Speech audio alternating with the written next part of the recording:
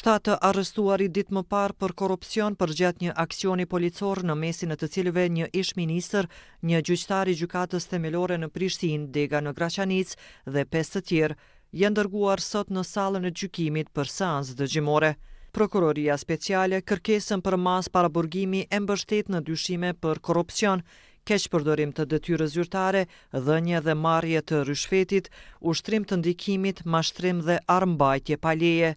Sipas prokurorisë speciale, të dyshuarit me vedije kanë shkelur ligjin duke cenuar sigurinë juridike të qytetarëve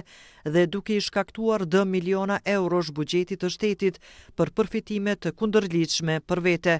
Prokuroria fakton të dhënat që nga viti 2023 prekur në vazhdimsi deri në arrestim të tyre më 18 dhjetor 2025,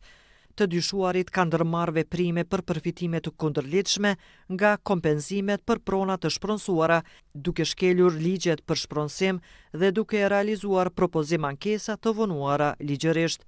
Ky grup dyshohet se përmes korrupsionit dhe keqpërdorimit të detyrës zyrtare ka iniciuar dhe deponuar lëndë në gjykatën e Graçanicës me qëllim të rikompenzimit të paligjshëm për shpronësime të kryera përgjatë viteve 2011-2015, duke përfituar në mënyrë të kundërligjshme nga fondet publike.